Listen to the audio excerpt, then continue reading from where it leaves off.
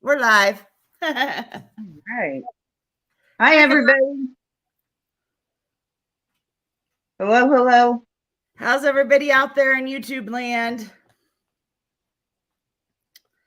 Hi, Clint. How are you?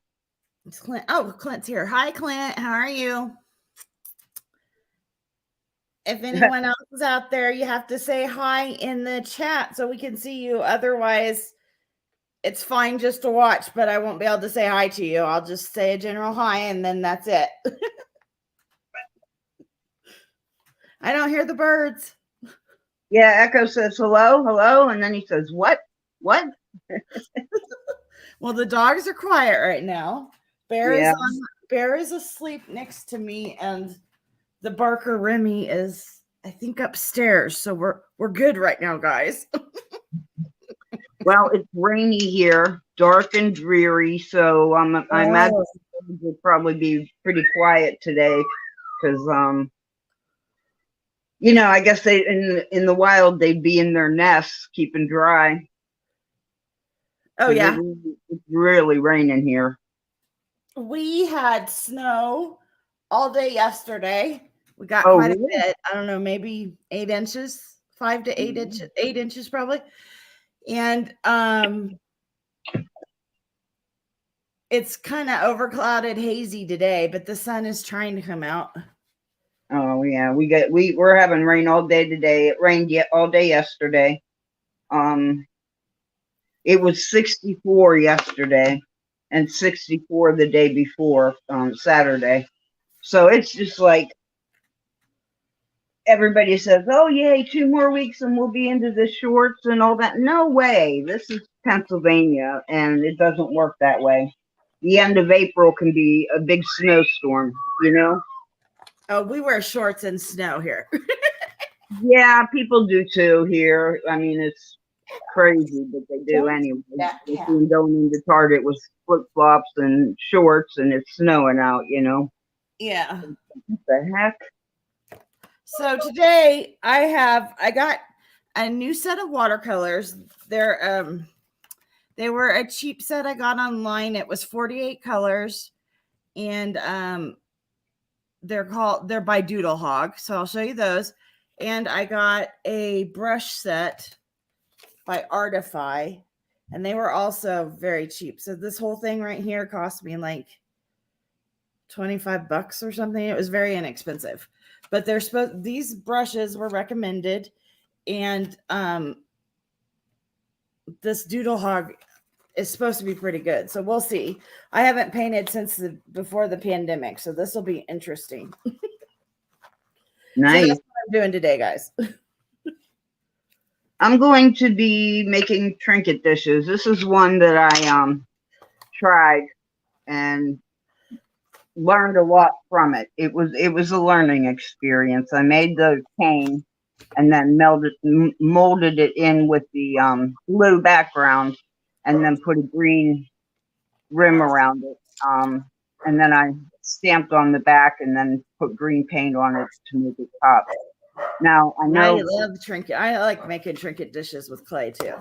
Yeah, now I know this is. It looks like a 2-year-old did it, but I didn't know how it's not bad at all. And how like the ridge. I didn't realize that there was that deep of a ridge in there.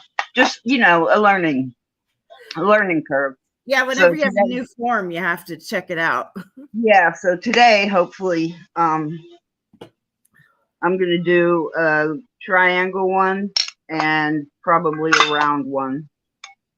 And I have my coffee, so get your coffee, everyone. I got the Diet Coke without caffeine and a glass of water. I'm a caffeine hound. Oh, no, I don't. I drink iced tea from McDonald's. Mm-hmm. That's about. I don't do caffeine. Haven't for years. Really? I do. I get a Frappuccino from Starbucks, and that does have caffeine in it. Mm-hmm. And then, like I said, I get my iced tea from McDonald's because it's 99 cents, but that's it. So when you get a set of new brushes, they come, I already took them off, with these tubey things on the ends. take them off and throw them away. Don't ever put them back on. You'll ruin your brushes. And you get a list back on the back. You don't need to keep it. It tells you what they are, but your brushes usually say what they are too. That's fine. You don't need that either. And they're hard when you get them. Hard. Rinse that off. What did they put on there? Like a cornstarch? Not cornstarch. Yeah, it's like a starch. A starch kind of a coating. Yeah, so I have a thing of water here, and I just swish them in there. And it's warm water. So you just swish them. It's the only time I let you touch brushes to the bottom of your paint, your jar. I don't have very many rules when you paint, but you never leave your brushes in a jar, and you never let them touch the bottom because that'll ruin your brushes. So this brush is soft now. So I got that one taken care of. I did not bring my little, I have a little thing that holds my brushes up off the paper. So you can use anything. I just have a little wiener dog that's a pin that I got at Dollar Tree for $1, or I think I got 2 for $1. And it just it comes apart and it's a pen, but it just elevates my brush so the tips stay just the way they're supposed to. You could stick them in foam, whatever you want. So I'll do that with all these. Otherwise, they're stiff and you can't paint with them like that. You can also just put them in, if you're afraid of hurting them or whatever, you won't. You can just put them in your jar of warm water. Some people use warm water and a little Dawn, whatever. I just don't. They're not, even my expensive brushes, I don't. I put them in. I'm a little rough on them, even my expensive brushes. I have brushes I have a Sable brush that was almost $100. This is how I treat it when I first get it. That helps get all any of the bristles that might fall out. Mm-hmm. Ugh, I hate that. But you got to get that starch out because your brushes won't work right with it in. So you can feel it on your hand if there's still some in there. So I got it all out. And then my water is yucky. So I don't change my water a lot when I'm painting, but you can see the grossness in there. So Kim will explain what she's doing and I'll go change my water. Yeah. Well, I started out trying to get this purple condition, this purple polymer clay condition, but that didn't work. It's too dry. I can get it, but it's going to take some time. So I started with this green. It's a lot softer. What I'm going to do is make trinket dishes. So I'll be using the bowls and the triangle. And I have more shapes coming. I have a heart coming and or what else. But anyway, that's what I'm going to do. So I have all these cutters and different things I'm going to use for decoration. So that's what I'm going to be doing today. As soon as I get my clay soft, I'll roll it out and get started. And do you have to get your clay soft? You have to you have to condition it because there are polymers in the clay. And those are plasticizers. And you have to get the plasticizers warmed up and moving and lined up with each other so that when you bake it, it has strength. If you don't condition them, when you bake your item, it'll be brittle and fall apart. Oh, okay. Now this is a trinket dish and it's fairly flexible, you can see. So it was conditioned properly and baked properly. Now I'm sure it's okay if it's flexible. Yeah, it's supposed to be. If I squish this together, it might crack, But cool. Just for what it is, it's a fine trinket dish, and it was conditioned right because it's flexible. Awesome. Okay. Didn't know that. So I took my paints out of their box, and these paints actually come come in. They don't come in tubes. They come in a little case. So I got them. They come in a metal case. Oh, I like that. They come with a swatch card, which I make a swatch card for all of mine. Let me see. There we go. So these don't have numbers on them. All paints. What? Can you explain what a swatch card is? Yeah. So a swatch card is so that you know what your paint will look like when you do things with it. And I'll show you in a minute what that is. But all paints are made of pigment. All colors are made of pigments, even like Kim's clays. And so they all have pigment numbers, standard pigment numbers. So like when you paint or like watercolor or oils or acrylics, we like to know what pigment colors we're using. So usually like a paint has a pigment color. It'll be PT or PW, whatever, for pigment white, whatever. But these did not come in it because they're a cheaper paint, which is okay. They each are numbered. They're each named, which is fine. And so I'll leave these in the order they came. I won't move them. And so when they're swatched out, you'll see the colors will actually look like this. And it's nice because they used watercolor paper, which is textured. See the texture on there? That the pigments go down into the texture depending on what kind of paper you're using. So that's good. This is the kind of paper I like, is a little bit rougher. And you can do different things with watercolors. There. Oh, that's good. So when you put your watercolor on your pigment, and when you do your swatch card, you do a gradient. So you go from dark to light. And you can see how it works out. So, and this set came with this too, which is great, especially if you're a beginner, because it gave you a color wheel and it breaks it down for you. It gives you this for the colors and just some general information, which is nice. I like that. That was nice of them. And then they also give you a paint pen. So this is you fill it with water. Well, you fill it with anything. From my silversmithing, I fill it with flux and other things that I use, and then you can paint it on. And it has a tip like that, and then you squeeze it, and it squirts the water out or whatever's in there. And what did you put in it besides water? You can put any liquid in it. But why would you use other liquids besides water? I'm just asking, like, what are the other scenarios? Oh, I put ink in it, and then I can use it brush for calligraphy or painting, and then for my silversmithing, you put flux on things because you can't solder something together without flux. Right. That makes the solder melt. And you want it kind of in an exact space.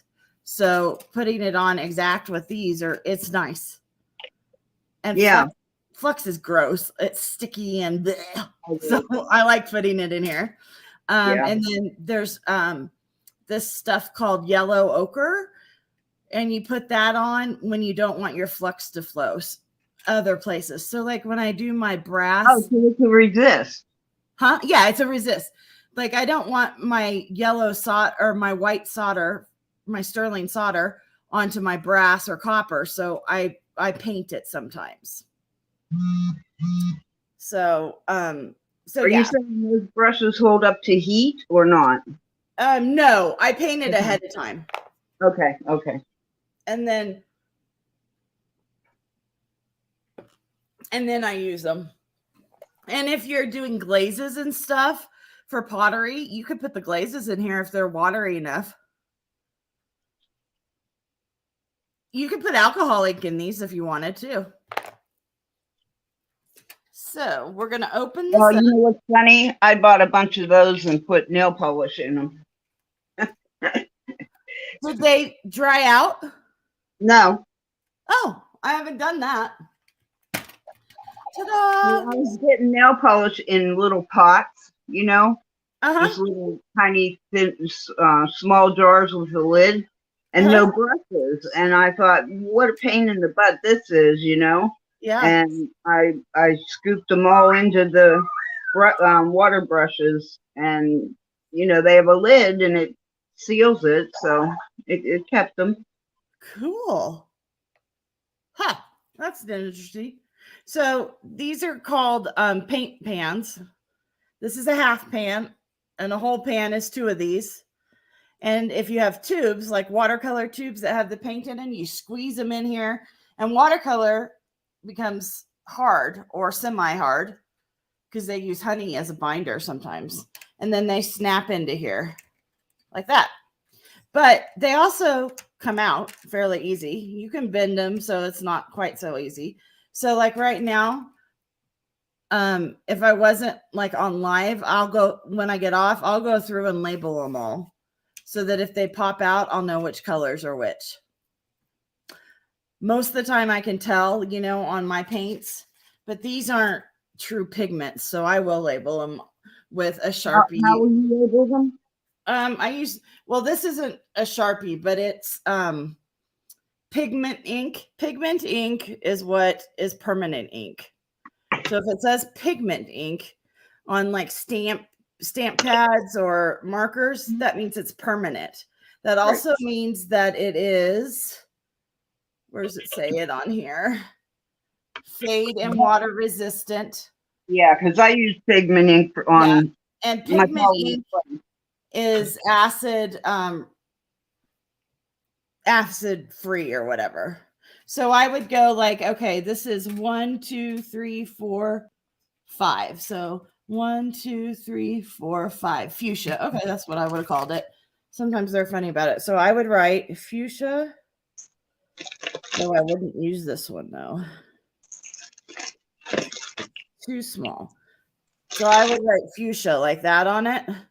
And I would probably also write it on this side, because you can hold your pans either way, this way or this way. So yeah, that's pretty tiny on both sides. That's pretty tiny.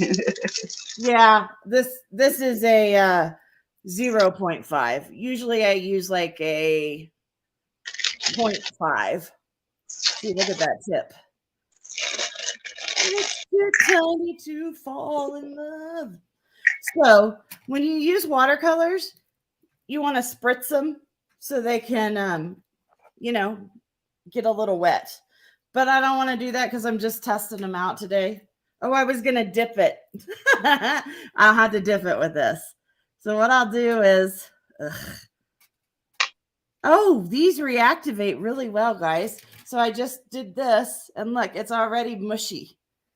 I don't know if you could see it, but I got white on. Oh, you can see it. I got white on there. So I'm going to take it and I'm going to put it on here. And white was not the good color for you guys. So let me wash that off.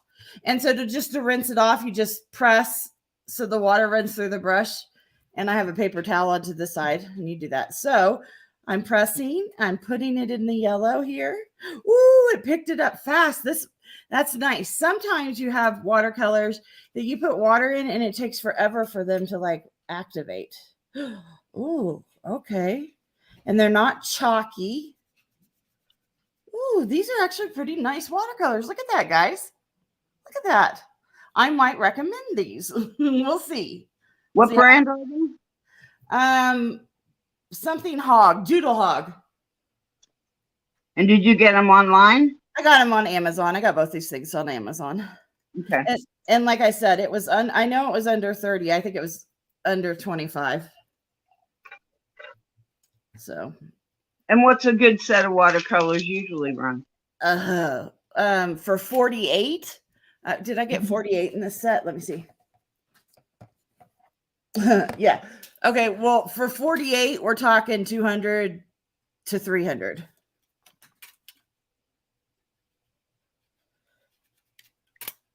Wow. So everybody just mouths dropped open. Yeah. 48 is expensive. You don't usually, and you don't need this many colors. My God, you can get by with 12 if you're doing landscape. I mean, you get by with 12 doing anything. But I mean, people like to have choices, so I would say get 24, and a good set of 24, you know, I would say if you're new to it, let's plan on spending $75 for a really good set. And when I say really good, I mean you're going to have a set that Picasso, Cézanne, Monet would have painted with. They're truly professional. Now, that doesn't mean you need that good. You could start with a less set. You could start with one that's almost as good and spend about 35. And you could get more like 36, which is better and more fun. And paints have gotten, companies have come up with ways to make pigments cheaper and binders cheaper and come up with the same colors and reactions. So that's why they're cheaper now. And you can, we can get you good sets for under 50, and you can get, you know, 36, which is a good amount to have. And there's some new companies that have totally new binders. The traditional binder is either ox gall, which is very stinky. It's not so stinky when you use it, but when it's fresh, it's stinky. And then honey is the other one. Honey will, if you use the primary difference is ox gall does not mold. Honey will, if you live in, like, you know, Louisiana, you do have a chance that your paint might mold if you keep it wet all the time. That was going to be my question. Yep. Yeah. I live in Colorado. My paints are already drying. That I wet, like the white is almost dry. So, I mean, I don't have that problem. Kansas, I had very high humidity in Kansas. I mean, we had 90% humidity at times. I never had my paints mold there. I did have my paints stay pretty moist. And I had some of the honey-based paints. So, you know, you can work with them. Even in Louisiana, you can have the honey-based paints, but you just have to treat them different. You have to watch them. So, but watercolor is expensive. I mean, you pay for the paint. I mean, people don't like to pay as much for watercolors as they do oil paints, paintings, you know, but it's expensive. It's an expensive hobby. What about acrylics? Mm-hmm. Acrylics they actually run cheaper than watercolors. The brushes are the same price. Expensive. Brushes are expensive. Yeah, they are. Because if you use animal hair brushes, that's expensive. Even if you use synthetic brushes, think about when you paint your house. If you go buy a nice brush to paint your house, it's expensive because the process to put together a paintbrush is expensive. No matter what. So, you know, you can buy cheaper ones, but think about when you paint your house or a piece of furniture with a cheap paintbrush versus a really nice one. Think of the brush strokes and stuff. Well, the same thing happens when you're an artist. So I have really nice brushes. I have some really cheap brushes that I like almost as much as my really expensive brushes. So I think, you know, some of that, you get used to what you have. Mm-hmm. And you have to remember back when the masters were painting, they didn't have choices like we do now. Everything was handmade, you know? Right. In fact, they made a lot of their own paints and pigments, or they went down to the pharmacy, because the pharmacy is where they got the pigments. And then they came home with the pigments and mixed them themselves. So now, see, that sounds funny. They went to the pharmacy for pigments. Yeah, I don't think they called it the pharmacy back then. They called it something else. But yeah, that's where they sold all those kind of any concoctions. Yeah, things like that. Anything mixed. Anything you mixed. Hmm? Anything you mixed like that, I think they sold. Yeah. So you're taking, from what I see, you're taking a star, like cookie cutter thing. Yep. And then you cut it out of one color and then you squeeze it out somehow. And then you take it out of another color and squeeze it out. And then you switch them. Right. This has a plunger on it. Oh, okay. So it pushes the clay down to where you can get it, grasp on it. And but that yeah. doesn't even imprint? This one doesn't. Now I have like the butterfly. Okay. It does. You can either cut it just like this, in the shape, or you can push the plunger down when you have it in the clay and it'll put the butterfly imprint on it. Oh, but you want that imprint. Yeah, you would, but this is just a star. It doesn't have an imprint of anything, no lines, nothing. It's just a basic star. So yeah, I'm making a veneer is what I'm doing. Oh, that's what they call it? Yeah. And when I fill this, I mean, you could do this with 10 different colors, but I didn't have enough clay soft enough, so I'm only doing it with 2. But they can turn out real pretty. And then you take a piece of parchment paper, put over it, and burnish it, and it'll just melt it all together, just like I did with this bowl. This bowl, I made this cane. You can see. How do you make it that small? You reduce it by squeezing and stretching and squeezing and stretching. Oh, it doesn't start out that small. No, it doesn't. Oh, okay. And then I sliced off pieces and put it onto the blue and then burnished it, and it kind of stretched it out and made it look, blurry, which is what I wanted. Now these won't look blurry. They'll just blend into each other. So it's a different way of doing kind of the same thing. Mm-hmm.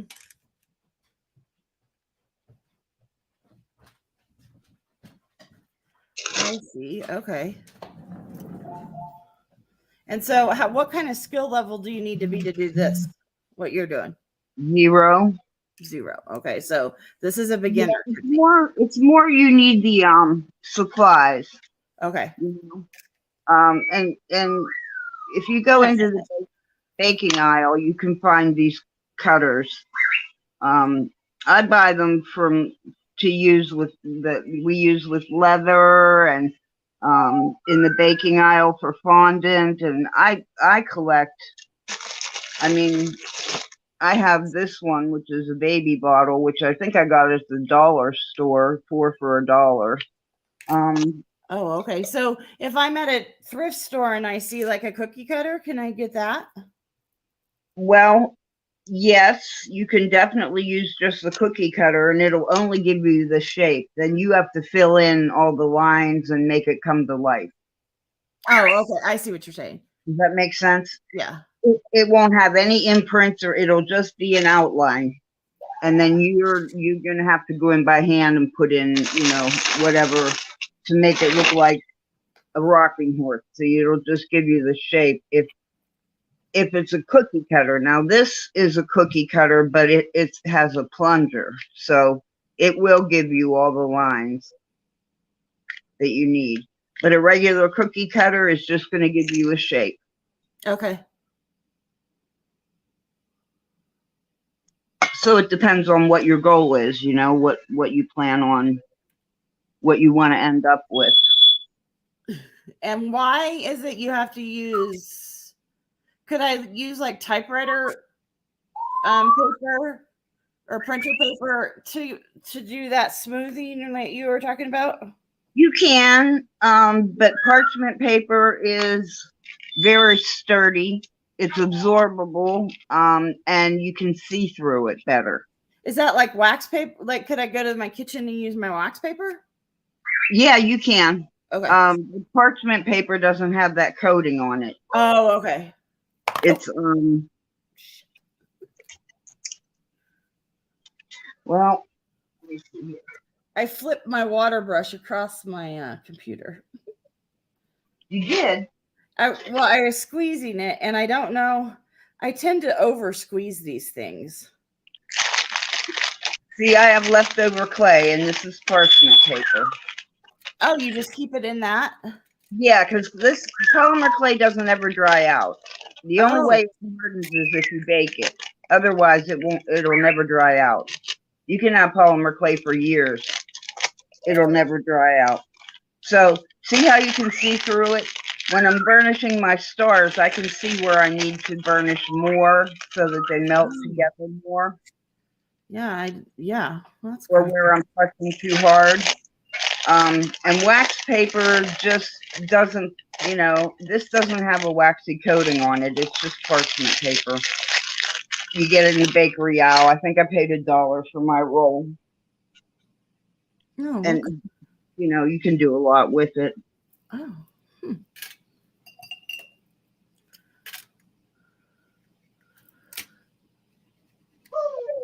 Woo! Echo. Woo! I can't whistle, so. I can't either. My husband whistles with them all the time. That's what they do together, Yeah. Oh, Echo bit him yesterday. He was painting down there in their area, and he put his hand around the cage to move it. And I guess his finger went inside the cage, and Echo tagged him. Yeah, that's why I don't like birds. I'm afraid I'm going to get bit. Oh, you will get bit. Yeah. Yeah, that scares the crap out of me. It's a matter of when. You will get bit. Yeah. Yeah, that's that's why I don't like birds. Yeah, I understand. But okay. I'm not enjoying these brushes. Well, that just comes with the territory. You just kind of know. Yeah. It's gonna happen, you're gonna get bit. Because Echo, I guess, didn't like his finger being in the cage even for that second, and he tagged him. He got him. Oh, that fast, huh? Yep. Oh, he's quick. They are so quick. Yeah, you're welcome. Morty. Do they know they did it? Yeah.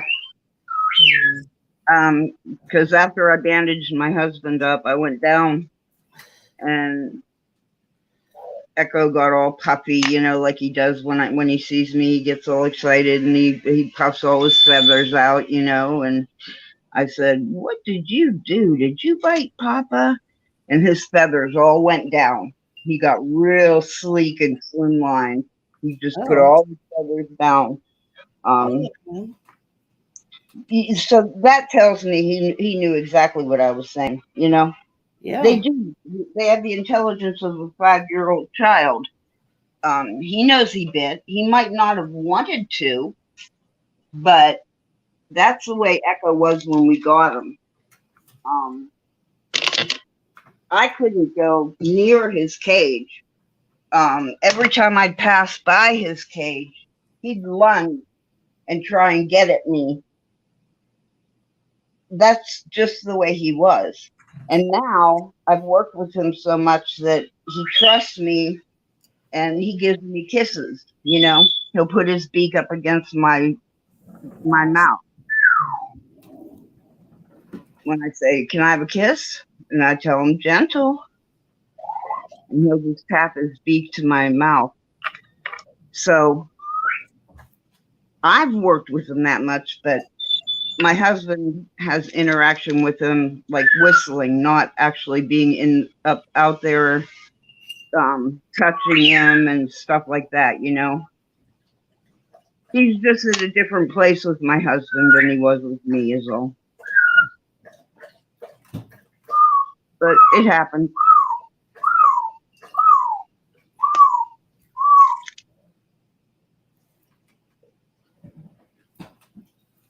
But yeah, he knew what he did. So what happens if you... But what I was saying is, I don't think he might not have meant to. It's because I think he might have just reacted instead of Yeah. thinking, because he Territorial like that. yeah, cage territorial, exactly. But I think he might have just reacted instead of thinking. I think that's how he used to be, is just extremely reactive and not trusting anybody. And I think he just flashed back to that. That's all. And he bit my husband. You know, I don't think he said, "Oh, there's Sean's finger. It's in my cage. I'm going to chomp it good." I don't think he Okay. thought that way, because he loves my husband. You know, it just happened because he's a bird. That's all. Yeah. But they have 400 pounds, 400 square pounds of force in their beak. So, like, really, Echo took a chunk out of his finger, but he could have broken it easily. That's 400 pounds in that little tiny beak. That's a lot of strength, and he could have easily broken it. Yeah. So, he still did have some discipline in the way he did it, but my husband probably pulled his hand away, and while Echo had a hold of his flesh, and it tore. Yeah. Yeah, they bite. It's all right. We love them anyway. Every bird lover knows their bird's going to bite, and they love them anyway. Well, yeah, we know what our animals are capable and what they do. Right.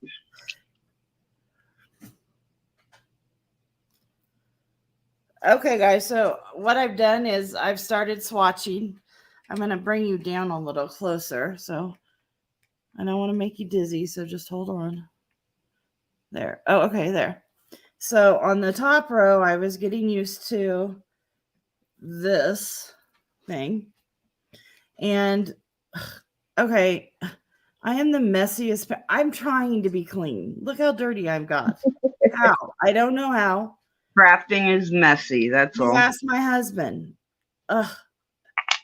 I would come home from studio in college. I'd have it on my face, in my hair, on my butt. You name it. It was everywhere. But so you want to see how translucent and transparent you can make a watercolor, and then how it flows, because that's the difference between watercolor and any other type of paint, is that it becomes transparent. Every other paint is opaque, and if you make a mistake, you can cover it up. If you make a mistake in watercolor, you can't cover it up. You can put a darker color on it, but look here, I even have black over here, which watercolor, typically we don't use black anyway. There isn't, in real watercolor, there's not a black, but that's really? not going to cover up anything.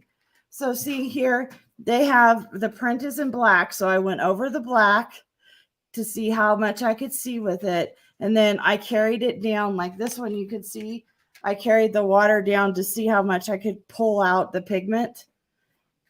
And then like here, you can see the pigment kind of spread in those. And like they put white, which true watercolors, like master watercolors people, they don't believe in using white because white makes things chalky. So that's a really chalky paint. I wouldn't use it. I don't like the chalk either. It's gross.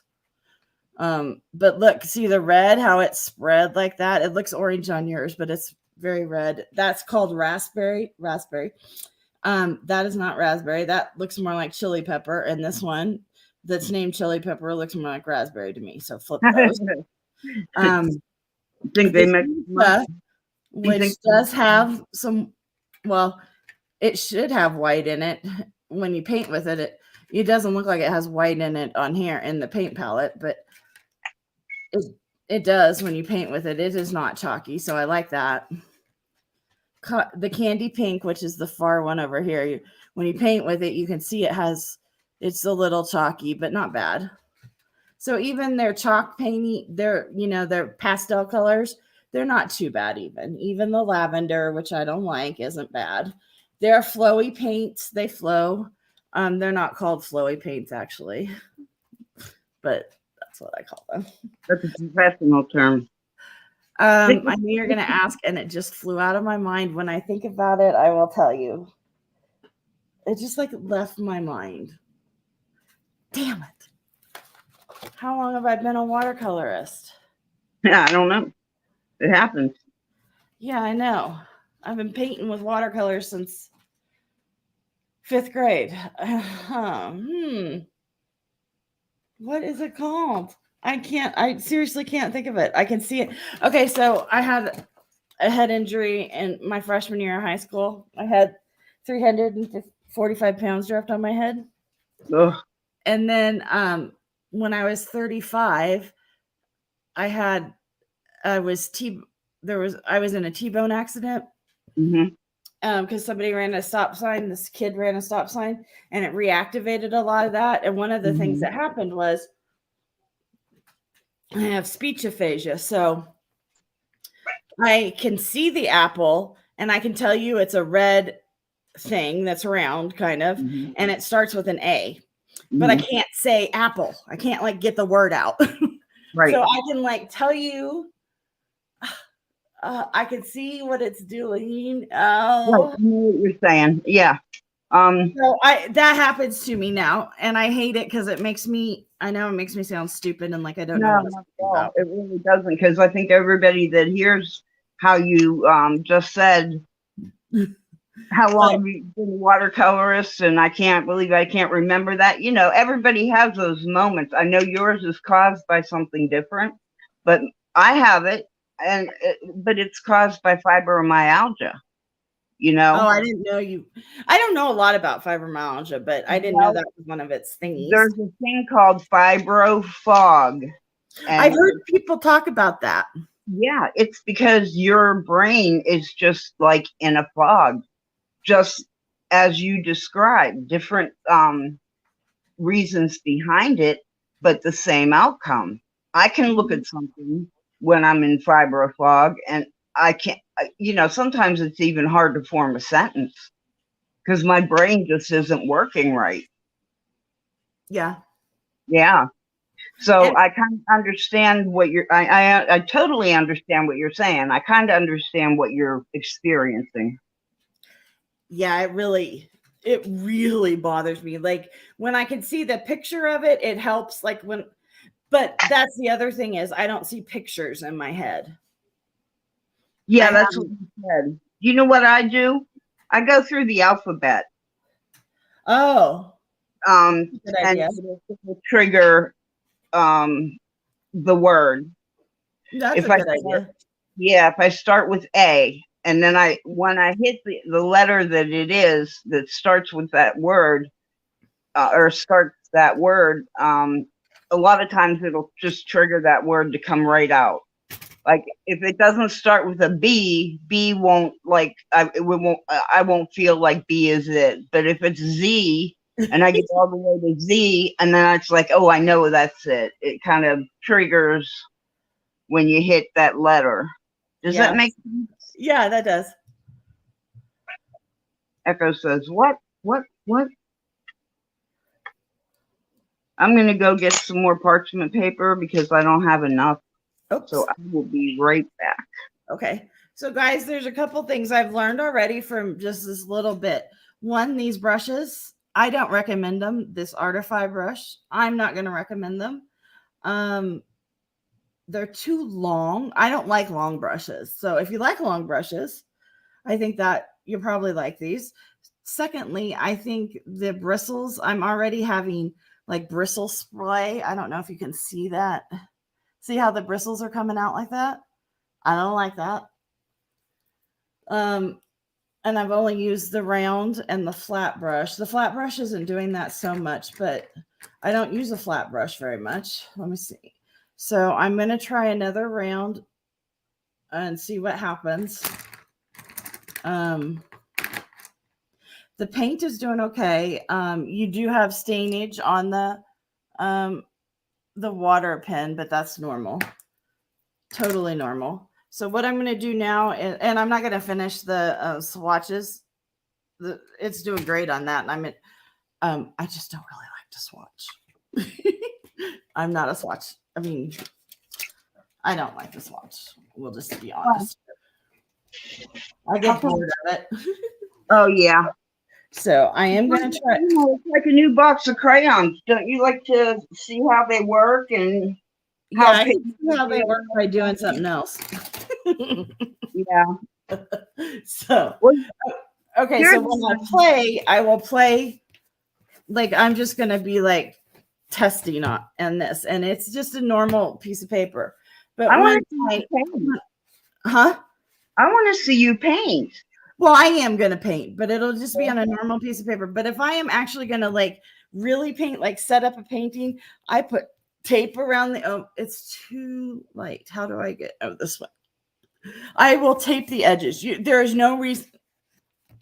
Back in the day when I was a kid, if you didn't stretch your watercolor paper, which meant if you didn't dip it in water and use water tape that was activated, the glue was activated by water, put it on a surface, tape it down so that it would say stretch like that, so that when you used your wet watercolor, it wouldn't buckle. You would have problems. So that's when you use cheap water paper, like you do in school, you use tape, masking tape to do that. You don't need to do that anymore. A lot of the bindings and papers are made much better just now because of, it's 2020, 22.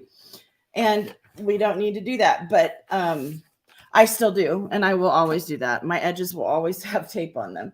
But and then the other thing is, like, I got these ahead. I was doing a on Instagram and blogs, those people will social media people will come up with a 30-day challenge or a 31-day challenge. And so it was in the square format, which is my favorite format, is a square. And then they gave you prompts. So I got my squares ready, and then I wrote the prompts on the thing. So this one was circles, then mixed media, line work, and then I took the tape off this one, but it must have been like mountains. Mm-hmm. And then let's see, do I have another one? That one must have been like an animal. That one I probably think is finished. I don't know what this one was. Don't like it. Probably have to go in and do something to it. This one must have been probably triangles or geometric. This one I may have just made, or it may have been plants. Those are Monstera leaves. I love doing leaves. I love doing florals. That cat is so darn cute. Can we go back to that in a minute? You like that? You like the cat? Look at his little face. He's okay. He's not my cutest cat, but I do. My husband and my kids like my critters, and my critters sell really well. That is so cute. So he's one of my little critters. He's probably and I don't like him. So he'll be one of my $18 ones probably. So yeah, my critters sell really well for me. This is my cat.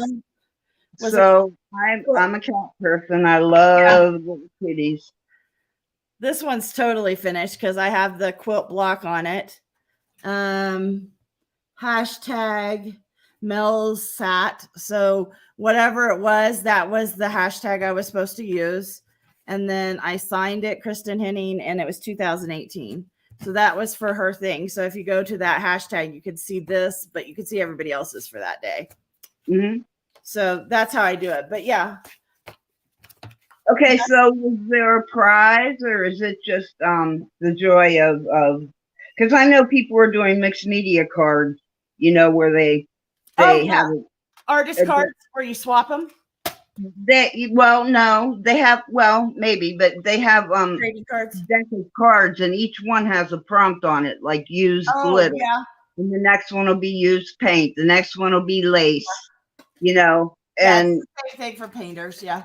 It sounds the same kind of a thing. Okay. Yeah, it is.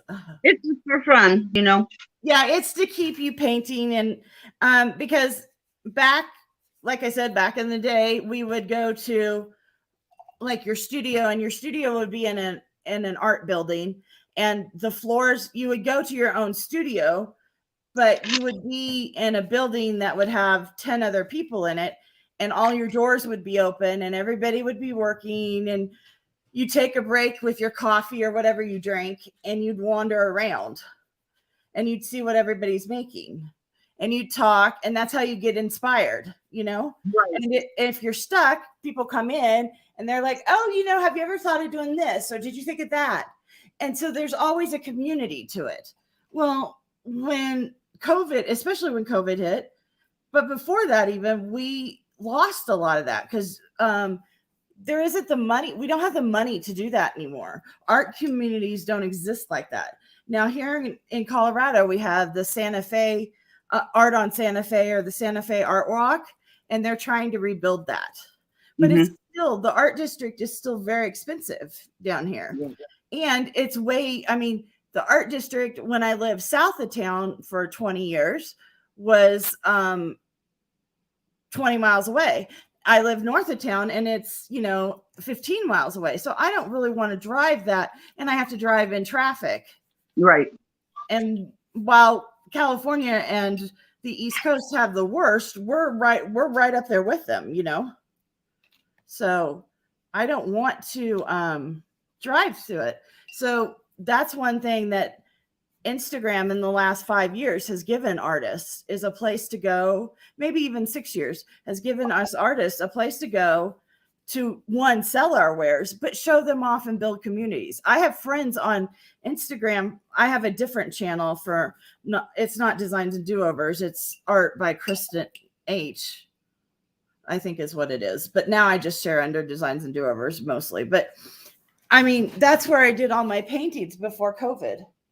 And I was able to sell and share all my paintings and build a whole community and have friends and see what other people did, and see that the thing I thought I did that was original was not original, and that 3 other people are doing the exact damn thing. And I was so, it always made me pissed because I thought I had the most original idea, and now it looks like I've copied it from so-and-so.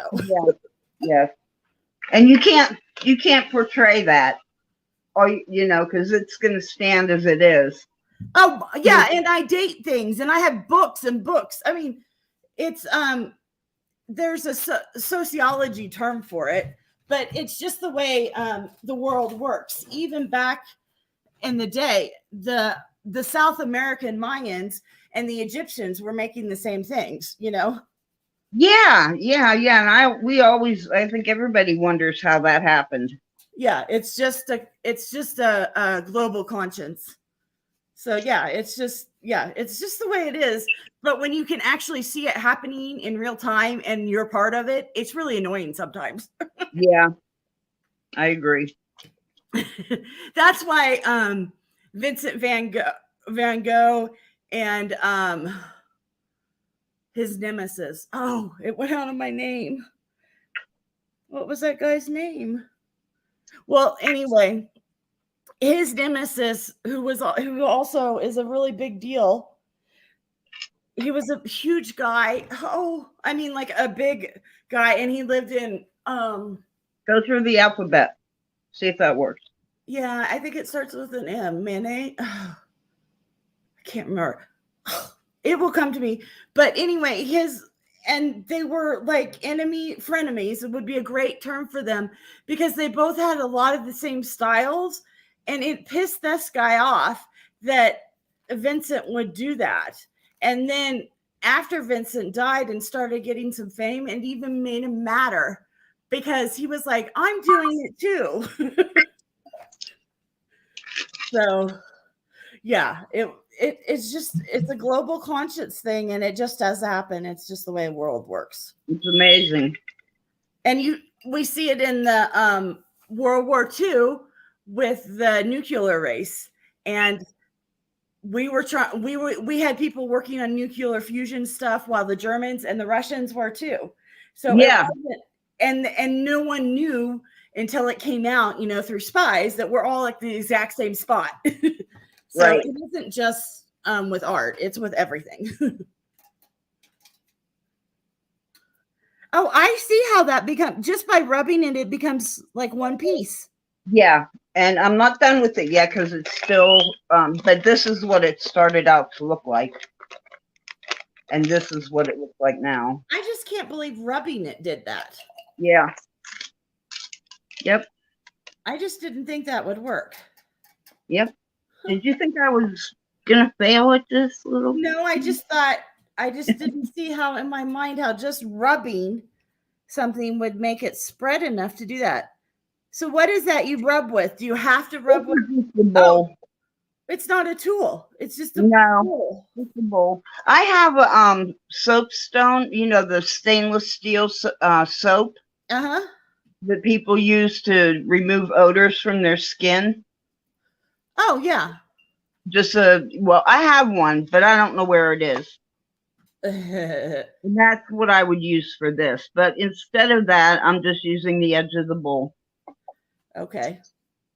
And doing circles so that it hits every piece of the clay, the blue and the green. Doing it in circles will pull it in towards each other and close those lines up so it'll be solid.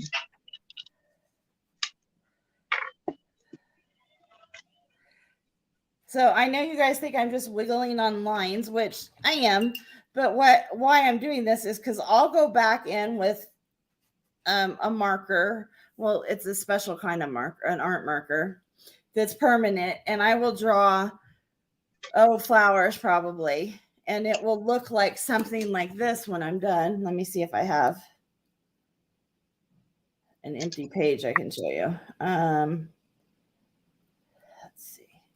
So it will look something like, so it will turn out something like that that screen I have on my screensaver. That comes from this. Beautiful. Oh, look. Yeah. You have to come back to me. Come on. Come back to me. Okay, there. There. So yeah, so this, you have to start with this, and it isn't just scribbles. Because I put yellow on. Yellow will turn brown and gross really fast, so you have to be very careful. And I like putting yellow in my things because it brightens up. Like right here, it started getting muddy. See? Like I didn't like that color green because it started getting muddy. So I tried to add some yellow to brighten it up a little. And you have to leave white spaces so the eye stops. And that was there before, but I'll cover that up with some ink. And then see, like right here got muddy. Well, I don't know. We'll see how this goes. Oops, I had yellow on my brush still. And see, like I haven't changed my water since I started, after I changed it when I cleaned my brushes. And let me see. Oh, I probably won't use this piece anyway because I forgot. I had toast and I was setting things up, and I don't know if you could see right here. My dog hit my hand, and the second piece flew out and hit this, and the butter transferred onto the piece of paper. At least it didn't hit the ground. Right? Stain of butter right there. I can crop it off, I guess. I might do that. Because this is actually turning out. You guys must be good luck.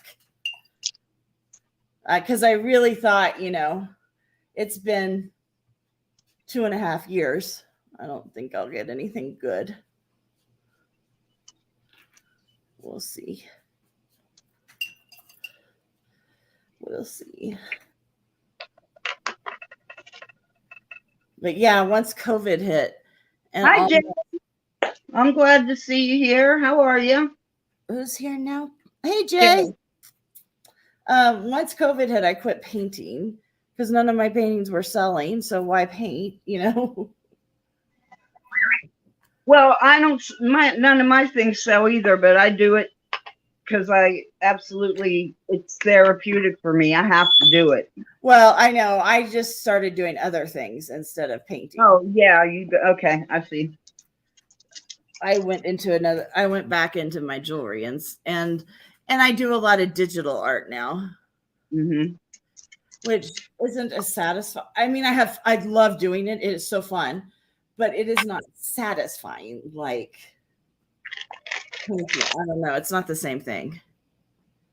I'm just taking colored stars from one piece of clay and putting them into another, and then burnishing them till they become one sheet. And then I'm going to make a trinket bowl. Here is my mold. So that's what I'm doing. And Kristin is painting, and she's trying out her new watercolor. Yeah, I don't really like the brushes. Oh, you missed the explanation why, Kim. The handles are way long. Like, so in brushes you have long handle and short handle brushes, and these are in between. And I don't like long handle brushes. I don't. They're just too. I have small hands, even though they're wide. I have wide hands. I just have small hands. I don't like long brushes. I feel like they're cumbersome to me, and these brushes are too long, I think, is the problem, is what I'm having. Oh, okay. So it's not necessarily the brush end, it's the length. No, and one of the brushes I was using, I was using a round brush like this one. I was using the number 6, and it was splaying. Some of the bristles were splaying funny, but none of the others are doing that. So it just may be that one brush. So I'm not going to knock it for that. And if you're a person that likes long handled brushes, but you're going out to paint in the world, or you're somewhere where you can't take your long bristles, this would be a good compromise for them. So I won't I'll knock them down a star for that. But if somebody asks me, what should I do? I like long handled brushes and I can't take them with me. I would tell them, no, these aren't bad. And you could use these for acrylic. They're stiff enough for acrylic. So you'd cry if you see my brushes. Oh no, I'm man, this is what I do to my brushes. I know, I do that to some of mine too. I have brushes like that for crafting. Yep, it depends on. I got brushes with 1 bristle, 2 bristles, 3 bristles. Yeah, I have brushes for everything. Yep, I just make them. I don't buy expensive brushes, but I'll just cut them to the way I need them. That way I can get the mica powders and paint into the where I need it to be. I don't hesitate to chop mine up. Well, even my expensive brushes, they eventually fail. But yeah, I've been painting since, like I said, 4th or 5th grade. Well, I've been painting since before then, but that's when I started buying. My parents started buying me nicer things. Mm-hmm. So, and one of my mom's best friends, her son, one of her sons, she had 2 sons, and he was an artist. So I would get his hand-me-downs. Nice. I know, it was very nice. And so Mark had very nice things, and therefore I got very nice things. And I got to try different things. And I happened to go to a high school that had the option of trying things. And basically my last 2 years of high school, I did nothing but art. Really? Well, my senior year, I took my last semester of my senior year. I only took 1 class that wasn't art. I did 6 hours of art classes, and then I had to take government. And then the first semester I took 3 art classes and 3 non-art classes. So, yeah. Well, what about regular studies? How did that work? Had them all. I had all my classes taken by then. Oh, you had them taken by then. Okay. Because my mom was a teacher, and so she would have us take summer school with her because she would teach summer school. So we got free summer school. Yeah. And so we would take a summer school class. No. And oh yeah, it was so That we is- always had one extra class every year or two. And then Oh no, my clay is way too sticky. Oh, don't tell me. why is it sticky? What made it sticky? The quality of the clay. See what it did? Oh, It's sticking to the paper, and it shouldn't be. what color this is. But where I burnished it, it melded with the paper. Oh, good. I can get it off. Woo. So there are different qualities, not. Oh, yeah. It's like my paints. Yes. And this clay, the green, obviously is a lot lesser quality. It might be like Sculpey 3, which is really super soft, but it's good for kids to play with and learn, but it's really not good for anything because of what it just did. I mean, look at this. This is terrible. That was a fresh piece of parchment paper. It should have never done that. Oh. But it did. And that's very frustrating when you're making something and then that happens. Yeah, I mean, I put all this time. I put an hour into making this veneer, cutting the stars and that whole thing, and to have it stick when I'm ready to peel it up. That's sad. But I've got it. That's one thing with art, with watercolor, is you can put it on, and I don't know if you guys heard me say, "Ooh, that's an ugly color." I can dab it off while it's wet and lift it back, like I did, but there's still a stain. That's because this is crappy paper. Mm-hmm. And that's okay. I'm not using it. I knew it wasn't like good paper. That's why I was playing with it today. You can tell it's not great paper. The best paper for watercoloring is 100% cotton because it'll hold your paint. Because in watercolor, you want the paint to like go into the surfaces of the cracks, so you can see the different, the different blending of colors. Right. But you don't want it to buckle. And I tend to use a lot of water. You can see because I've got buckling going on. I can iron this once it's dry. I'll flip it over and iron it or put a book on it, and it'll flatten out. So that's no big deal. I can handle that. And I use too much. I like lots of pigment and lots of water. My watercolors are always heavy pigmented and bright colors. That's what I like that cat that you're talking about. I like that.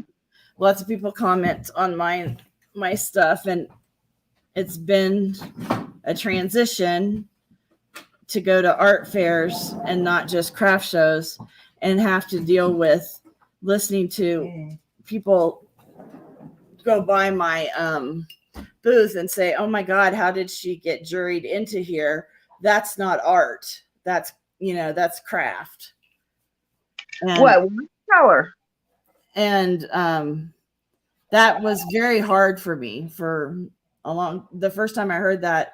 I almost went into tears. My daughter was at that art show with me, and she's like, "Mom, it was a juried show and you were picked, and they could have kicked you out. They had plenty of people to pick through. 2, your stuff is fine. You use higher quality stuff than a lot of people. And remember, you went to art school. You know what you're doing.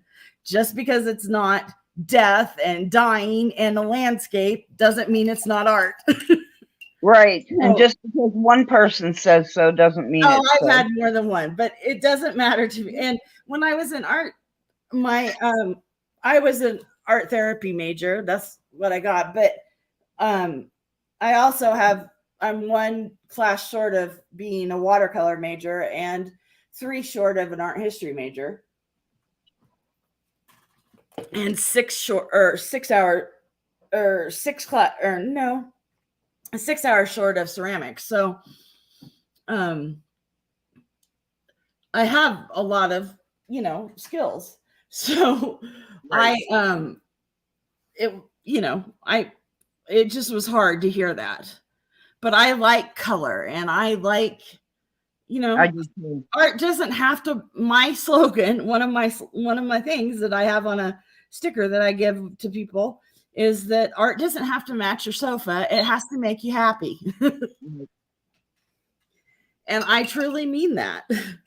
Yep, I agree. I like some really, serious, very, heavy art, but man, you got to have some happiness in your life too, right?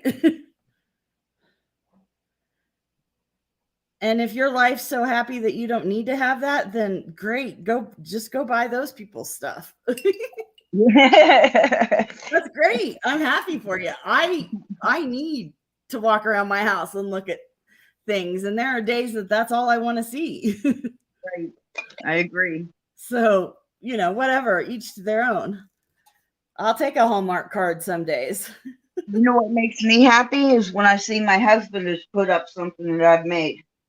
Well, yeah, my husband he's not always my fan. He's always happy when I get a sale. He's happy that I'm painting, because when I'm painting, I'm happy. And he's happy when I'm happy about what I painted, but I can't say he's always happy. He doesn't like all my stuff, but that's okay. He doesn't have to. I probably wouldn't like all his stuff. Well, but that, he does. He has some of my pieces up in his office, and I'm always thrilled when I go in there and I see something different up in there, and I'm like, oh, I didn't know you got that out of my room. And he's like, right. That's what I'm saying. He takes stuff that I've made, and I find it that he's put it up places. I know, it's always funny to me. I'm like, oh, I didn't know you hung that up. Okay, what did I do with those? I just got them, and I lost them already. Come on, right, Echo? Where did it go? So are you going to try that? That was my dog. Are you going to try that technique I sent you with the translucent clay and the alcohol markers? I have alcohol markers. I have translucent clay. I don't have any of it conditioned. Oh, okay. And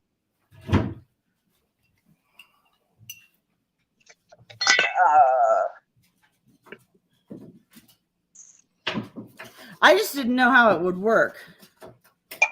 Well, here's my thinking. I'm thinking it'll not deteriorate, but it'll the clay will react with the markers and thin somewhat and not be as strong. Anything that you add to the clay that is liquid like that is going to, I keep saying deteriorate or break down. And I don't have any basis for this. I might be totally wrong, but it seems to me it would weaken the clay. Now, I know when I condition hard clay, I'll use baby oil or mineral oil, something like that. And I'll take this hard clay and put a couple drops of mineral oil, put it in the baggie and let it soak, Yeah. And then mix it together and it'll be softer. But I think it weakens the clay a little bit. So I'm thinking alcohol ink would probably be even worse, not worse, but change the structure of it more. Well, my thinking of that is alcohol ink is basically just a pigment that has been dispersed into the alcohol, and the alcohol evaporates. So all you have left is the pigment, which is why so many people like it. Right. But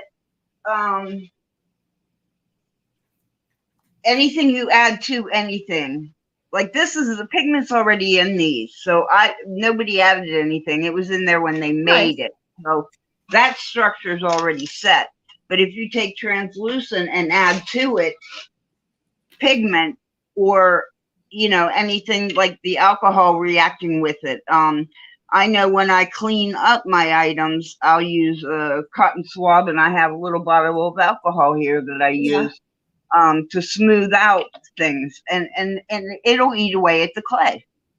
It just does. Yeah. So I'm thinking if I mix that in with it, it's going to do the same thing. It's going to weaken the clay or eat away at it. And I use colored clay. Like, I don't make my own colors. I buy it. I don't sculpt. If I sculpted, that would be a different story. But I like to add pigments and stuff. I prefer to use black clay instead of any colored clay. And white is my least favorite. But I can usually find the colors that I need without mixing. I don't know. I mean, I have translucent clay, and I'm definitely going to try it because I'd like to see if I'm right in what I'm thinking or if I'm not, because I know if I use the alcohol on, to smooth out my pieces, it comes up on the Q-tip in this slurry. It's like a slurry, like it breaks it down into a liquid. So that's what they just put a few stripes on though, so I don't know. Well, that's what I'm saying. Yeah, I mean, I might not be right. I might not. I don't know. What else do you use the translucent clay for? Dolls, for one thing. For the to mix with a beige or a skin tone, it gives a lifelike appearance because it adds some depth to the clay, which makes it look more like skin. Oh, okay. I didn't have any idea why you would use translucent clay. And you can use it in caning. When you make a cane, you can use translucent, and it adds a lot of depth and spaces. Like if you add clear to here, it would give it not to here. In a cane, if you would add translucent in a cane, it bakes almost clear. Okay. You can see through it. Like you'll be able to see the colors beside it if you made a cane with a star, translucent star, and a dark outside. That would look really cool because the translucent star would be not crystal clear, but you could see the colors that would come around the sides of it, and it would kind of glow. And translucent is really cool stuff, and it's really hard to explain. Yeah, it sounds like I was like, oh, translucent. I wonder what you do with that. Well, and they were talking about pearlescent, and I'm like, ooh, metallic pearlescent. Oh, right. Yep. And I like to paint my things. If I can't color them with pigments, like well, let me see here. Like here, I did this. This is a little plant stand that I'm going to stick in one of my plants. But oh, that's what you were working on the other day. Yeah, but I colored that with mica powders. If I was going to, I could also go in and paint it with acrylics. But I wouldn't use a different color to make the dragonfly. You know what I'm saying? Yeah. I wouldn't sculpt a dragonfly on here out of a different color clay. Other people, I don't have that skill, so I'm just paint it as you go. Either with acrylics or with alcohol markers. Once it's dry, once it's baked, alcohol markers work great. I use those all the time. I have hundreds of sets of alcohol markers. Oh, you do? Yeah, I do. It's awful. I have a whole set. I have a complete set of Spectrum Noirs up there that I've never used. I have them set. They look beautiful in my studio upstairs, set up. And do you use them much at all? Nope, never. I swipe. I did a swatch. I swatched them all out. Yeah. And I think there's a video on my other channel of that, but that's all I did. What do you think of them? I love them because they don't leave a line. And as a child, when I played with markers, I hated that line. You know? Yeah. Are they worth the money? Oh, the Spectrum Noir ones? Yeah, I thought they were worth their money, but they're not as expensive as Copics. I've had a few Copics, and the Copics are, I didn't think they were worth that much more than the Spectrums. Really? No, I honestly didn't see the difference, but I don't use them enough, and I'm not a marker person, so I don't know. What do I know? Yeah, I can't freehand anything. Like, I can't draw. I can't paint. I can't do any of that. Yeah, I'm a marker person, or I'm not a marker person. I mean, it's wonderful, and I have them if I ever, wanted them. It's like, okay, my God, I have I don't know, 6 or 7 different complete sets of watercolor pencils and regular color pencils and oil color pencils. Granted, I was teaching school, and I was teaching that in my classes. So I did have to have some of that for that. We were doing colored pencil stuff. So I did have to be able to, do that for that. But I don't need all that. Right. But I paid for it. And what if I need it someday? And right. I don't have it. Yep. It's that. That is the mentality that gets us into trouble. Well, and if I do the KonMari thing, does it bring you joy? Hell yes. Look at that, brings me joy. Right. I mean, that's ridiculous to ask me if an art supply brings me joy. I'm one that I like to save my art supplies because I'm afraid I'll never, ever be able to have it again. Well, me too, because when I was in college, my husband and we got married when we were 18 and I was pregnant. So I didn't have money to replace anything. Yep. So there's no way in hell, it wasn't an option. And that's one reason I think that I have to have so much of whatever it is before I really can make anything, because I'm afraid I'll run out. Because I did run out in my last studio oil class, and one of my last paintings, I tried to pass it off that, oh no, I wanted the canvas to be like that. And he's like, no, that's an unfinished painting. Hey, Jasper. Hey, Mountain Trails. Mr. Jim. Cindy. Hey. Oh, I'm not seeing anybody. Let me see what's happening here. Hi, everybody. Hi. Oh, good, Cindy. Hang out with us. That's great. That's all we're doing is just crafting. I was being a terrible host and wasn't looking. I was just ranting. None of you came up on my chat. I'm so sorry I didn't say hi. I didn't see you. It didn't come up on my chat. I had to actually. So that's my thing. And so then KonMari came along and she's like, does it bring you joy? There is no art supply in this world that I could look at and say that does not bring me joy, unless it's a cheap child's craft art supply. Right. Well, and I had to learn, and it took a lot of money and a lot of time. I had to learn what I would actually use and what I actually wouldn't use. Yeah. Because I was buying everything. Everything I looked at, I would think, oh, that would look fabulous in clay. I could make a portrait with that. I could make a plaque, Yeah.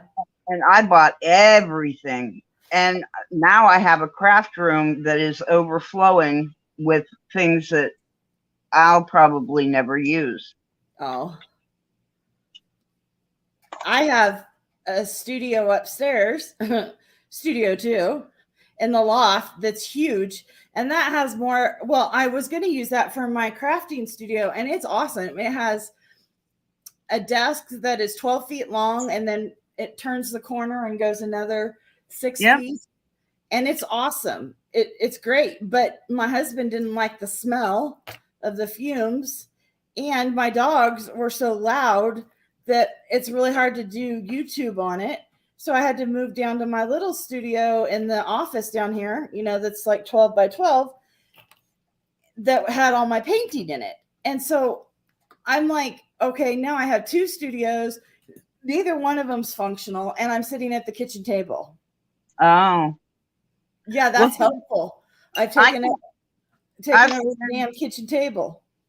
I've spent like 3 hours yesterday in my craft room. I have 2 of them. They both have countertops in them that my husband and I bought, like 18-foot countertops that he mounted on the wall for me. Yeah. So I've got that desk, workspace all the way across one wall in both rooms. And couldn't get into the one because I hoarded myself out of it, Oh, yeah. because I bought, stuff I'll never use. So I spent a good long time there yesterday, and I'll go in again tomorrow. I won't do it today, but tomorrow, and continue on until I can be in there. Yeah. Right now, I'm at my living room coffee table. Yeah. So, okay, so I did this technique where I took. Oh, I love that. And oh God, which one do I think I like the blue one better. Even though green's my favorite color, the green pops better on the blue background. Yeah, it does. Well, and this is a little more subtle, but I just put them in these molds, and I'll bake them, and they'll come out little trinket trays. And you'll bake them in the mold? Yeah. Okay. Anything metal, or even wood, but metal, porcelain, anything that can go in the oven. Even molds that you silicone, you can bake in the oven. They're oven proof up to like 365 degrees or 400 degrees, something like that. So I'll make little things out of molded out of silicone molds and bake them in the mold. That way nothing's just distorted. But yeah, I'll bake them on these. And that's what I came up with there. Sweet. Guys, I'm not really this dumb, or if you think I'm asking these questions because I know there are people watching that may not know, and that's cool. I just don't want you to have to type them all, so I'm just asking for y'all. Hi, Lori Reeves. How are you? I haven't seen you around the tube for a while. I'm glad you came. So here, guys, one thing I wanted you to see was I splashed on all those colors at the beginning, and it was messy. But then I've gone back in, and I can't even get this thing high enough for y'all. And I've gone back in, and I've defined them. See how they're defined now? And that's Show me again. Oh, there. See how they're defined now? It's not like up here where I haven't finished. I see them.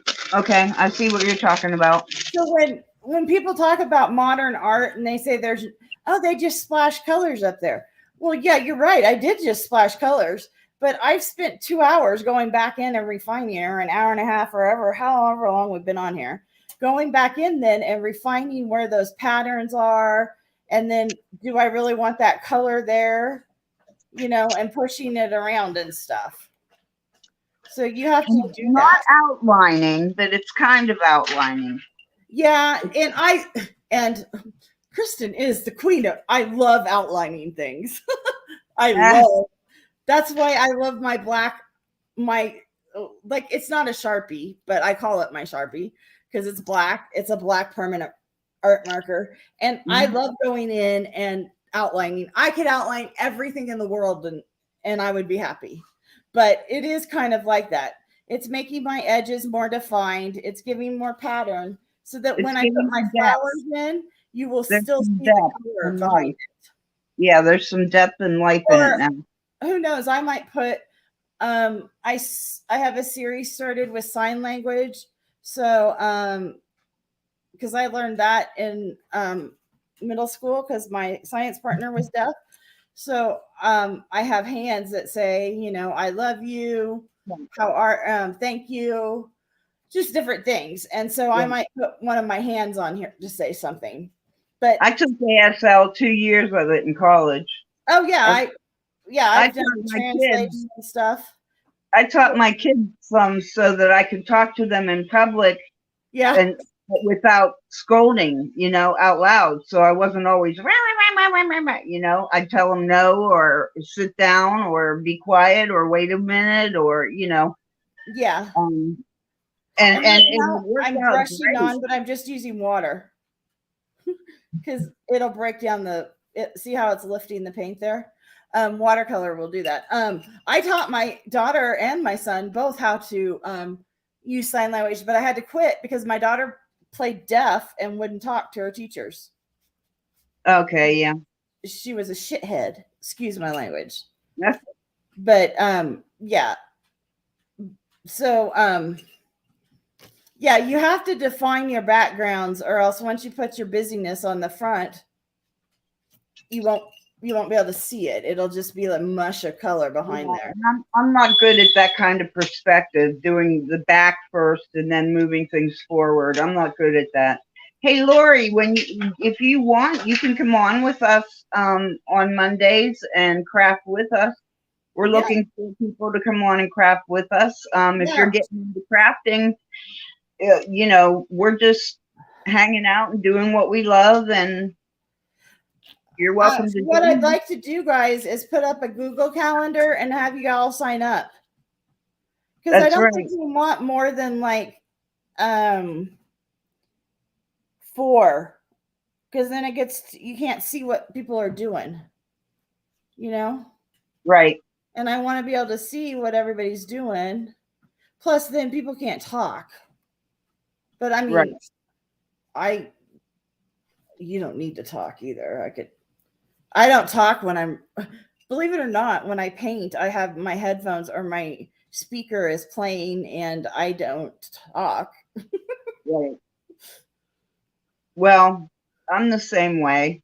But I'm learning to watch the chat and listen and I craft. forgot to watch the chat today. I didn't do too good with that, but all at the same time. But yeah, I would love to have you guys come on because I want to showcase what everybody does. Yeah, I agree. We have such a talented friend population on the tube that I think people should see everybody. Yeah, I agree. And now I'm painting upside down, which is going to change the whole deal with this, and that's a bad thing. That is one of my skills, though. I have been able to read upside down my whole life. And yeah, teachers don't like that. I know, because you can read what they say. Oh, yeah. Bye, Lori. Have a good day, Lori. See you around, honey. Popping in. But yeah, guys, we're usually on for an hour and a half to 2 hours on Mondays. And then this week we're doing craft sale on Thursdays. And then tomorrow night at 11 p.m. Eastern, I have my bead sale as per normal. And I have new baggy deals, and I have some tags for you and some things like that also coming down the pipe. Other than that, I'm not sure what I have. And then on Thursday, the next Thursday, we're going to be on my channel. Is that this week that we're on your channel on Thursday? No, I'm wrong. Next Thursday, not this Thursday, next one. Oh, like the 15th or whatever day that is? Yeah. We'll go I on don't my have my calendar sitting here, but yeah, okay. and Well, I think I have this week's up already, guys, so you can go to it and put your reminder on so it will send it to you. Already. I was like up and doing stuff. Kim was probably shocked when I was up. I was when It was like 7 o'clock my time in the morning. When I heard from you, I'm like, what? Really?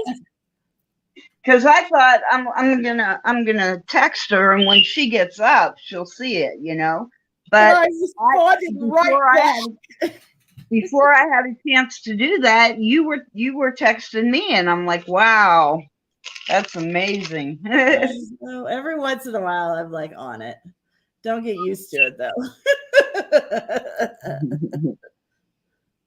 Oh, that's this color. So on the what are they called? Doodle Hog paints, guys. They're really nice. They're a great student paint to give them all different colors to play with. Now, if your kid is one of those kids that makes mud all the time, these are not the paints to get. There are too many colors. I can give you recommendations if you email me for mud kids of like a 12 set that doesn't give you the mud colors. But if they're a kid that doesn't make mud and is really diligent about keeping their paint separate, then this is an awesome set. The colors are brilliant and they actually spread well. They're very staining, but kids don't seem to mind that like adults do. So I would give this a thumbs up, man. I'm really impressed. And they actually coloring books. Huh? We used to watercolor and coloring books. My parents kept me supplied with crayon coloring books, watercolors, you know, anything to keep me out of their hair, you know. Oh, yeah, mine did too. But my mom was happy to spend money on crafting supplies or whatever. She would buy stuff and be like, can you make this for me? She'd go to garage sales and find crafting kits that people didn't finish. Yeah. She loved French knotting. Oh, that's fun. I learned how to French knot. And it's very pretty. Yeah, I won some 4-H ribbons for French knotting. Oh, good for you. That was one of the things. Oh, I loved 4-H. I was never in 4-H. I did win a lot of crafting things because there weren't so many crafters in 4-H as there were, you know, horses and such. Yeah. And since I was the city girl, but the people that ran the club were my parents' good friends, and they dumped me out at their farm every weekend. So I like the farm part. Right. I used to dig clay out of my parents built a house, and they built it on a hill and then dug out for a driveway. Oh, so yeah. They built a stone wall then, a retaining wall to keep the hill from coming down into the car, you know, into the driveway. Well, there was this place where I could dig out clay, and I dug out clay all the time. Really? And I used to make things and they dry in the sun. So I started out like when I was 6 or 7. And I made things like ducks, you know, like you see a mallard duck. What are they called? Dummy duck, a buoy. Yeah. No, what are they called? They're called decoys. Decoys, yeah. So I would make things like that. I would make animals. I made all kinds of things, and my mom had them up until, you know, like I was out of the house. You know, they lasted. But yeah, I was doing that way, way, way back when, and we didn't have money there. If we got green stamps, we got craft supplies. That's what I did. If we had green stamps, What's a I got green craft stamp? supplies with my quarter book that I got. Because there were 5 of us kids. What's a We didn't green have stamp? money. Huh? What's a green stamp? Green stamps are what you used to get when you bought groceries or got gas. It used to be it's like a rewards card now. Oh, You would get green stamps, which were actual stamps, and you had books that you would lick the stamps, and when you filled the whole book, you could trade it in for a gift or an item. So you would take your green stamps to the green stamp store, and you could get curtains, or you could get bedspreads, or you could get toys, or you could get kitchen appliances. really? That's cool. Yeah. Am I that much older than you? I must be. But yeah, so that's how I got them. 51. My art supplies. Huh? I said I'm 51. I'm exactly 10 years older than you. Oh, yeah. I've never heard of green stamps. Wow. I bet your parents did. Oh, yeah. My parents were old. Oh, My mom was like 35 or something when she had me. I had my first child at 17 and my last child at 35. Oh, God. Poor thing. I know. He was like a surprise. Like, hello, here I am. And I'm like, how'd you get here? I thought I was done raising my kids. My youngest at the time was 12. Shit. Then Jeff has a sister that's 17 years older than him, my husband. And she only lived in the house with him for like a few months. Hi, Lydia. Hey, Lydia.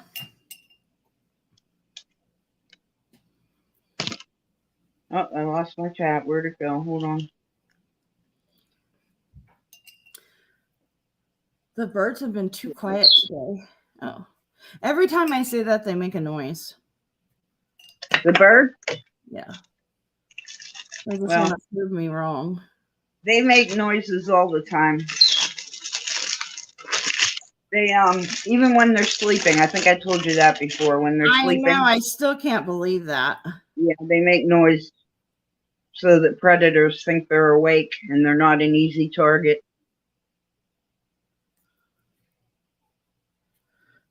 That kills me. That's hysterical. I have to let that clay rest for a little bit. Let me see what I'm gonna. Look at that. I actually finished the damn card. You finished what? I finished the swatch card. Oh, good. Now you don't ever have to do that again. Thank the Lord. I know how much you love it. I probably won't ever use these again either. They'll probably be put up.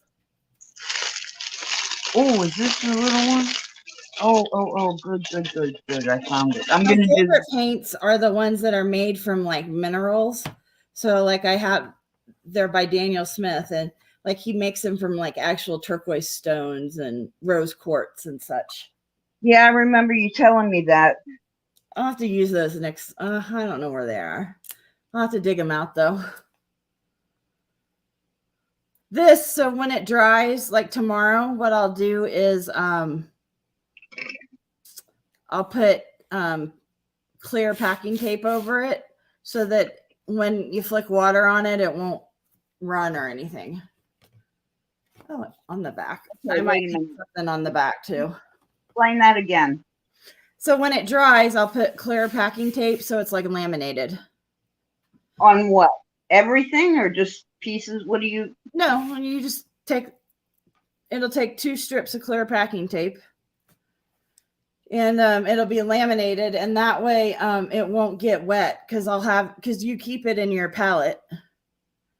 Oh, okay, I get it. Okay. And I that thought way, you were because painting. That's what I was usually confused on. I don't have it sit, so you can paint. see it, but usually it's sitting here, and you have, well, this one, you usually mix your paints down here, and so your key, which is this, is right there.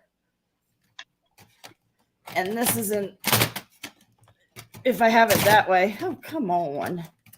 The tray would be this way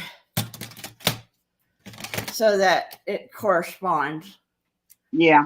And, I thought you were painting. That's what I couldn't figure out. Yeah, but you don't want to, if you flip water on it, it'll run again and stuff. So when it dries, but I'll give it 24 hours to dry. And the brush, so I did half that with the brush, the water brush, and it only used half of it. I don't like this water brush so much. I like that it holds so much so that if I'm out in the doing like I'm out for a day trip and I'm painting, but you have to press really hard to get water out. I don't like that. The bristles did stain. I haven't washed them with soap and water, but I'm not going to either. But they're not bad, and it painted well. So my only critique of that was just that it's a little hard to push. And my hands are weakened from, okay, I'm old, and I have arthritis really bad in my hand. Not really bad, but pretty bad. And I have what's called overuse syndrome in my hand. Oh, it's starting. So my hand is like twice the size of my other hand. I call it Hulk hand syndrome because it doesn't look like my hand to me. And what happened was 2.5 years ago, right as you know, the pandemic started, I hit it right here on one of those indoor doorknobs that stick out, and it bruised, and then it went away. But ever since then, it's overreactive. And so whenever I use it, it just blows up. And they don't know what causes it. It just happens. But like I broke my thumb and chipped it. And this finger, I broke every bone in it when I changed a flat tire in the winter. And I had a little Chevette. And I my dad put logs in it because I lived in Kansas. And I pulled one of the huge logs out, and it caught my finger between the log and the back bumper. And it cracked each finger except for a hair, each bone except for a hair. So that hurts really bad. And then this one, I was in Washington, D.C., and there was a fire in our hotel. And I was going down the stairs, and I was holding the railing so I wouldn't fall. And I hit the little thing that holds the railing, and it snapped it backwards. So I had those hand injuries and other sundries of and stuff. So I've hurt my hands. I've abused them. Oh, look at the bows. They're butterflies. Oh, they're butterflies. See? Oh, that's cute. And there's orange in the middle of the one? Well, it got a little bit from here. That's okay. I don't mind things like that. No, that's cool. But it's totally cool. Well, I have to go help my husband shovel. Okay. Like 8 inches of snow yesterday. Oh, nice. Not. I don't know if I really have to help him, but I'll go act like I'll help him. Right. Because I like to pretend that. He keeps saying he's going to buy a snowblower, but he hasn't yet. Right. So we'll see what happens. So, guys, I really enjoyed having you here. I'm sorry I missed you for a little bit on the, chat. And I'm glad y'all came. Thanks, everybody, for stopping by. It got me to paint again. And, I might paint more this week. We'll see. And again, if you want to come on with us Mondays at 11 o'clock, let me know. I'll talk to Kim, and I think I'll make a Google Doc, and we'll make a calendar, and you guys can sign up on it. I don't know how to do that. but I'll figure it out. That'll be fun. That way we know. We'll have Google will be our brain. So, and guys, once again, these were Doodle Hog, and they're not very expensive. They're like $20 for 48 colors, including black and white. And they're worth it if you're interested in watercoloring. They're good. All right, everybody. Thanks for stopping by. Please hit the thumbs up button. And subscribe to Kim's channel because we're trying to build her up, guys. Next week will be on my channel. This week we're on Kristin's. Next week will be on mine. Cool. See y'all see y'all out there in the tube. Bye. Oh, I can't wave. I have to turn us off.